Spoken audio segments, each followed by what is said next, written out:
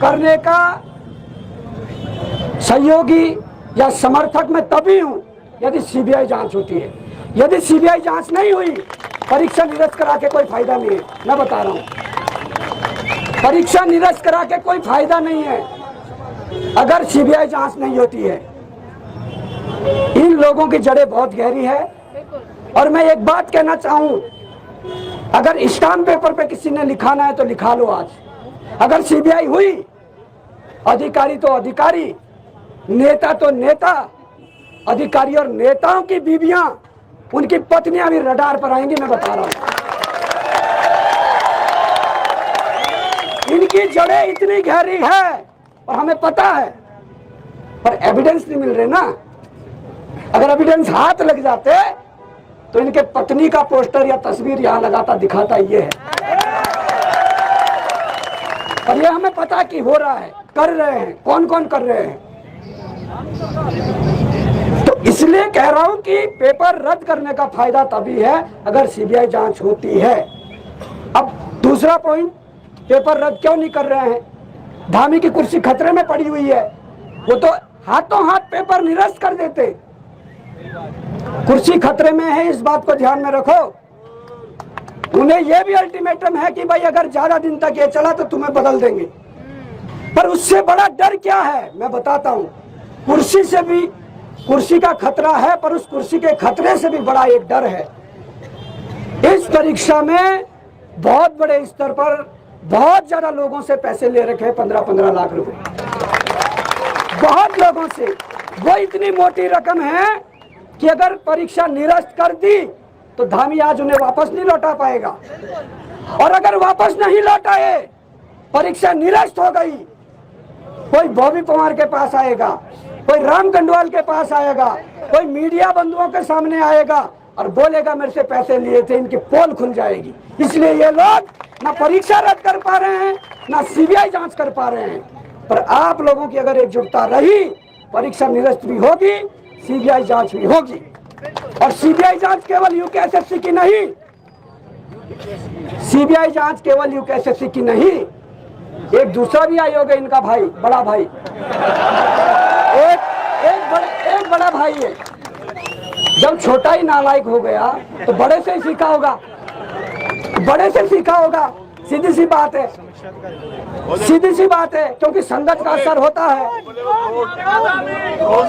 संगत का देखो, अरे यार बच्चों के, मैं कह रहा हूँ भाई, इसमें दिमाग लगाने की जरूरत नहीं है।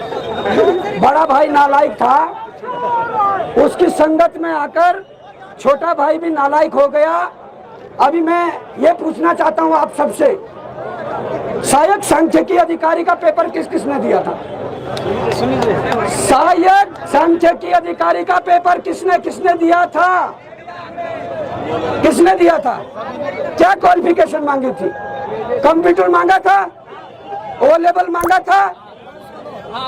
100 नंबर का पेपर था कंप्यूटर का। उसमें कितने नंबर लाने थे कंप्यूटर में? 40 पैसे फर्स्ट वाला था उसमें। तो फर्स्ट वाला छोड़िए, कंप्यूटर की बात करिए।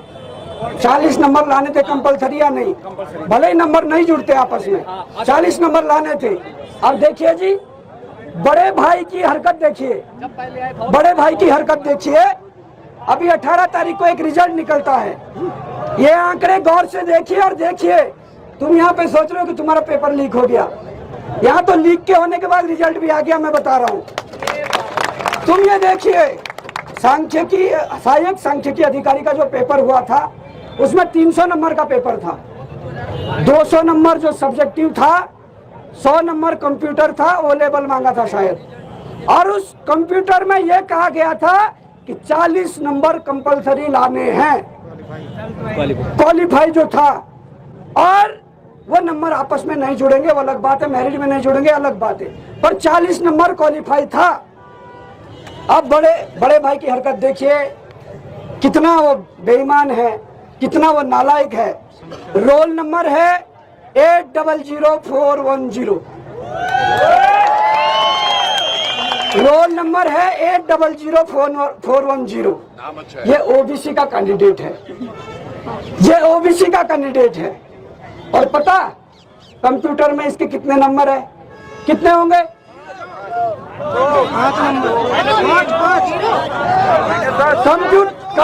कंप्यूटर में इसके नंबर है 7। अब सुनो, कंप्यूटर में इसके नंबर है 7 और इसका फाइनल रिजल्ट में नाम आ रखा है। इसका फाइनल रिजल्ट में तुम कह रहे लीक हो रहा है। अरे लीक नहीं हो रहा, पता नहीं क्या क्या हो रहा है।